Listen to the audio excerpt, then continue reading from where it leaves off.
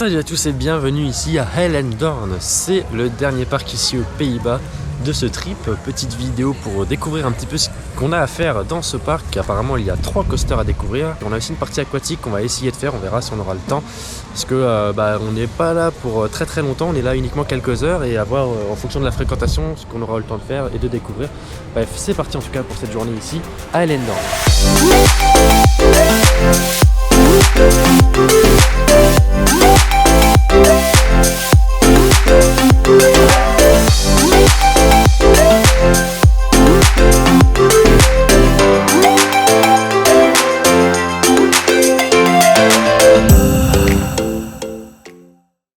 Bien, nous arrivons donc à l'intérieur de Hellendoorn, qui est un parc qui appartient au groupe Looping, donc le même groupe que Bagatelle, etc. C'est un parc ici aujourd'hui qui ferme à 17h avec une partie aquatique qui ferme à 16h.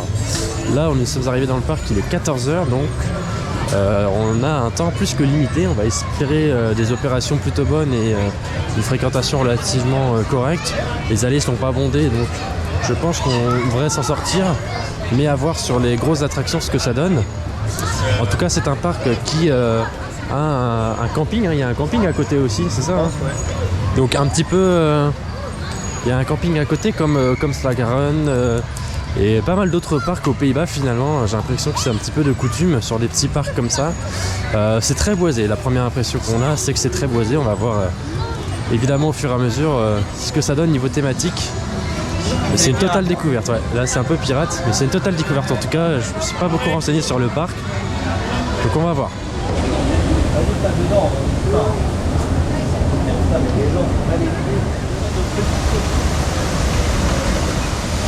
Ça a l'air d'être un peu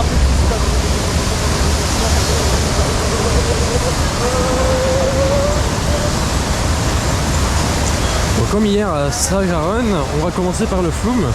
Vu le beau temps, c'est un bon indicateur sur l'affluence du parc et la file d'attente est relativement correcte. Voilà, je pense qu'on en a pour une quinzaine de minutes à attendre, donc c'est plutôt raisonnable.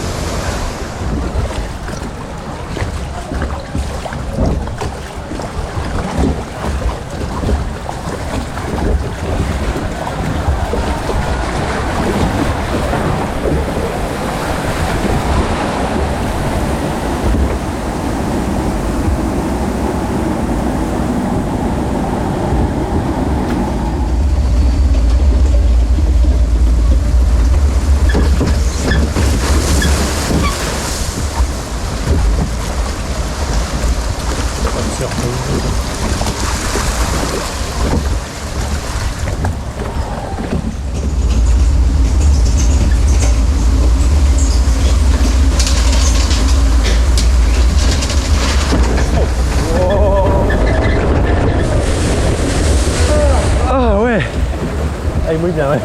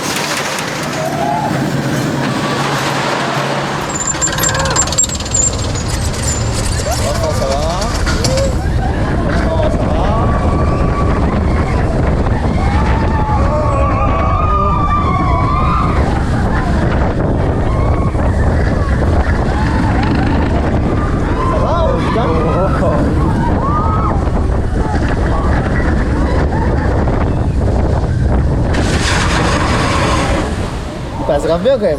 Heureusement qu'il y a les Alors nouveaux ça, trains. c'est pas agréable. Heureusement qu'il y a les nouveaux trains par contre. Ouais, mais la barre de maintien est vraiment pas agréable. Ouais. Après avoir fait un rapide tour dans la zone pirate, on a fait le flume. Je sais pas si se situe sur la zone pirate ou plus sur la zone suivante.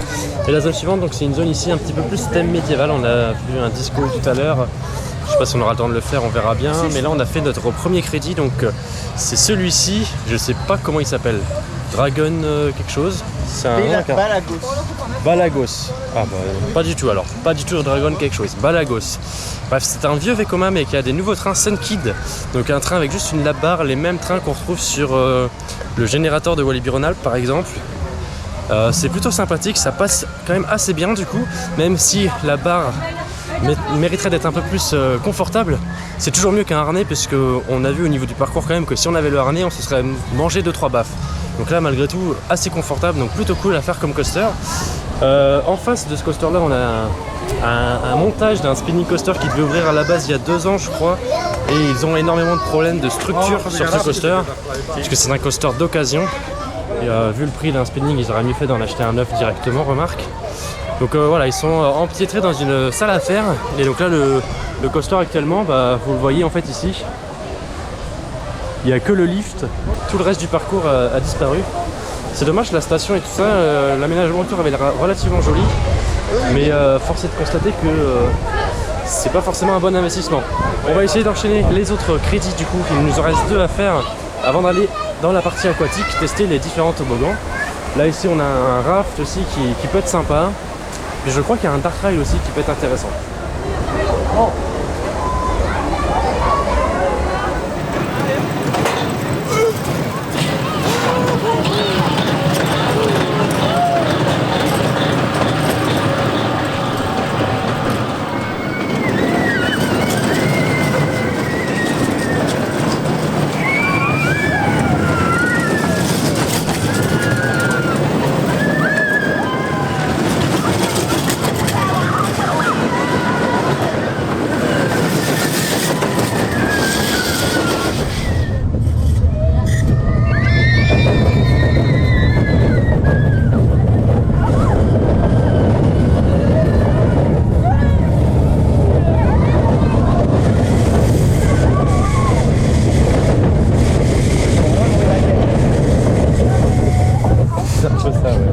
Ça a l'air sous en souterrain.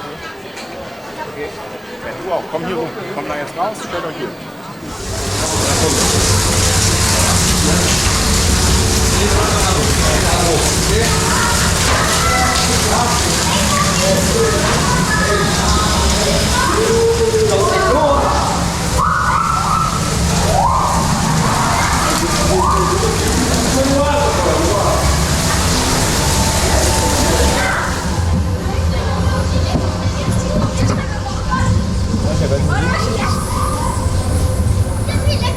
Aucune idée de ce qu'on fait.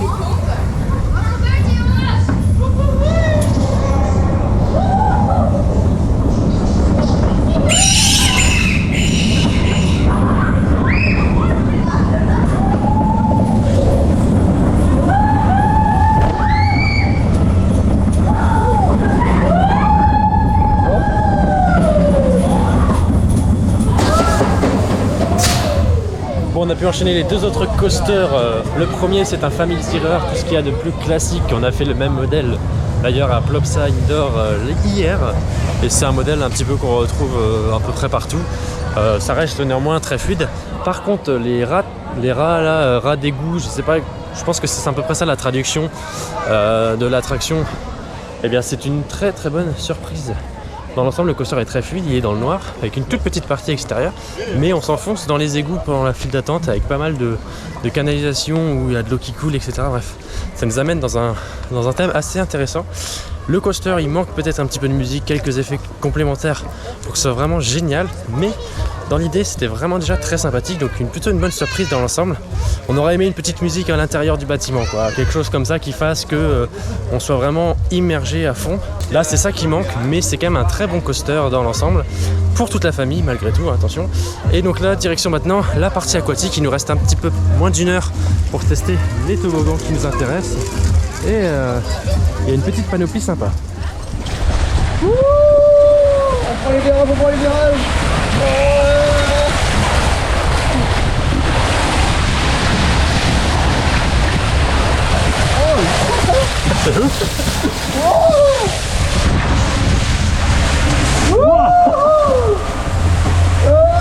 Ça va faire froid.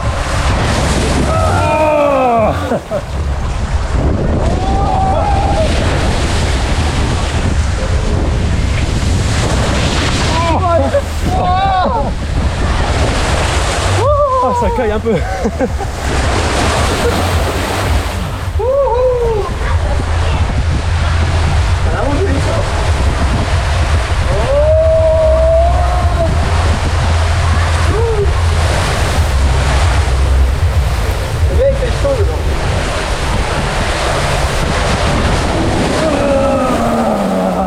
Après avoir fait les 3 toboggans qui ont des bouées, c'était plutôt cool d'ailleurs, c'est les plus intenses je pense du parc aquatique.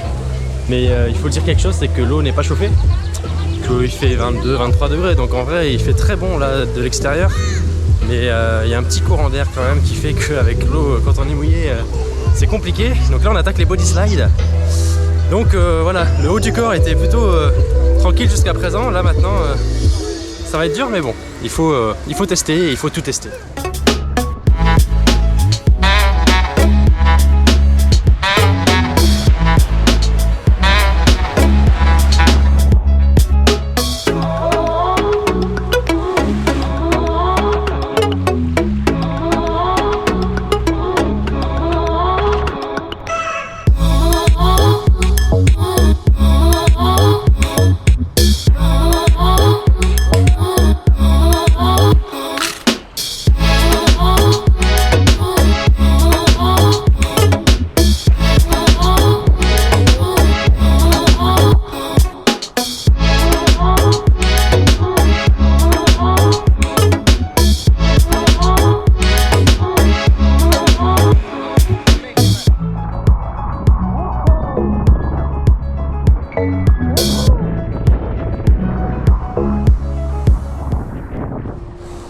Voilà le tout petit passage extérieur du coaster. Alors c'est pas évident, il faut attendre qu'il y ait un train qui passe, donc compliqué, on va pas attendre, hein, tout à fait, comme l'a dit Erwan, parce qu'il reste plus qu'1 heure d'ouverture.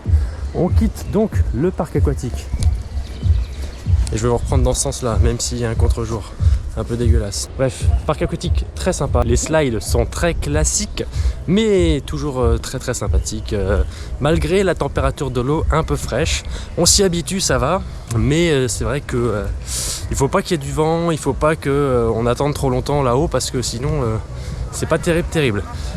En face de nous, nous avons un petit dark ride qui s'appelle Discovery Club. Alors, on sait pas trop à quoi ça va ressembler.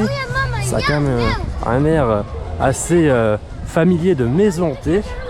Donc on va voir ce que ça donne à l'intérieur.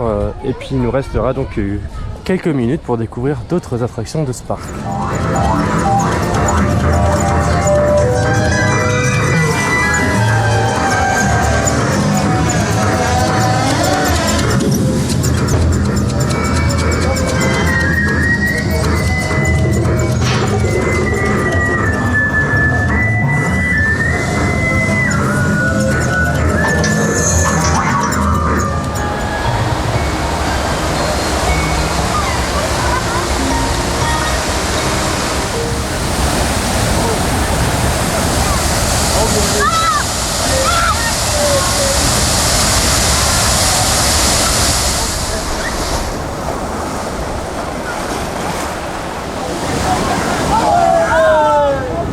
Nous sommes maintenant dans le raft.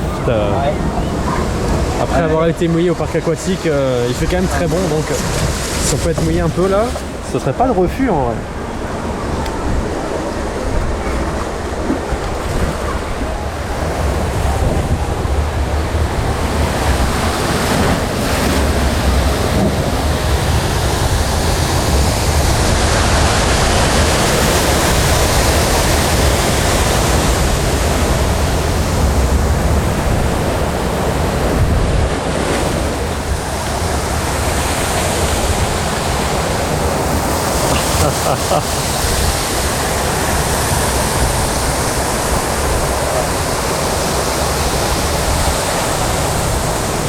C'est moins violent que les jets d'eau de Walibi, mais ouais. Oh là là.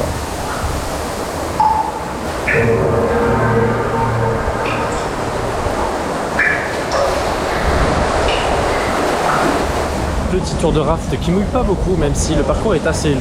Il y a quelques cascades, jets d'eau et autres, mais c'est vrai que ça nous atteint assez peu. Donc là, ici à côté, on a une balade en bateau.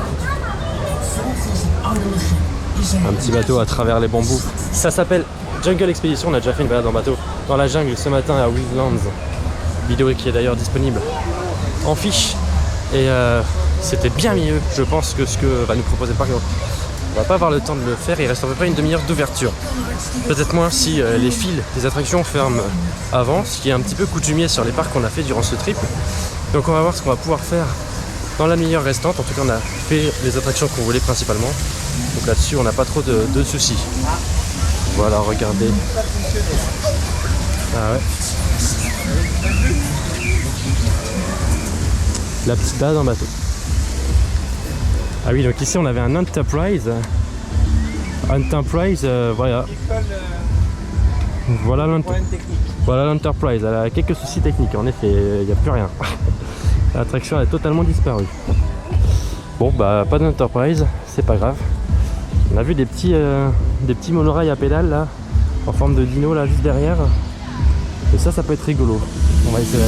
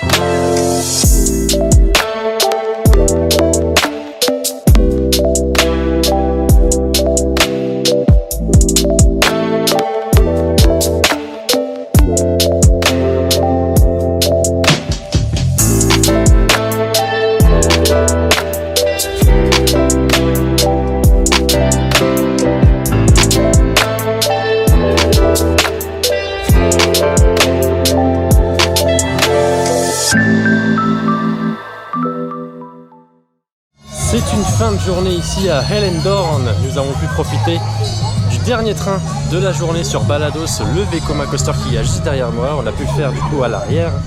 Il est quand même un petit peu meilleur à l'avant, mais dans l'ensemble ça reste assez fluide grâce au nouveau train avec juste la barre, je te le répète une nouvelle fois, mais on gagne quand même grandement en confort. Après le parcours, c'est vraiment du Vekoma à l'ancienne, donc pas beaucoup d'intérêt, même si ça peut être rigolo sur certains passages au niveau des inversions notamment. Qu'est-ce qu'on peut retenir d'autre de ce parc? Le parc aquatique, très sympathique. Vraiment, on s'est bien amusé. La fréquentation était très faible. Très faible, non, mais du moins très correcte. Au niveau des temps d'attente aujourd'hui, on n'a quasiment pas attendu, donc c'est vraiment top. La Erwan nous fait visiter un petit coin du parc qu'on n'a pas encore trop vu. C'est un petit coin un peu plus enfant là. Je vous montre quand même vite fait à quoi ça ressemble. Dans la forêt, c'est tout mignon. C'est vraiment des petites attractions pour les petits. C'est un parc très sympathique, très agréable, beaucoup de verdure. Il est vraiment ancré dans la forêt, et donc ça c'est assez sympa. Niveau thématisation, il y a quelques efforts aussi. On a le sentiment qu'ils sont en train de créer des zones. Après évidemment ça reste très simple. Merci en tout cas d'avoir regardé cette vidéo jusqu'au bout, elle se termine ici. Nous, notre trip va se terminer à la foire de Anvers. Ça sera retrouvé dans la prochaine vidéo qui fera un résumé global de tout ce qu'on a pu voir, tout ce qu'on a pu faire durant ce trip, puisque vous avez pu voir des vidéos à Steigerön, à Wildlands, etc. Mais on a aussi d'autres petits parcs qu'on a pu découvrir, que vous pouvez aller voir sur la chaîne de CoStarTube bien entendu, mais qui seront aussi résumés dans une vidéo qui sortira très prochainement. Allez, à très bientôt pour plein d'autres vidéos du coup, celle-ci et encore bien plein d'autres trips qui vont arriver cet été. Allez, à très vite, salut!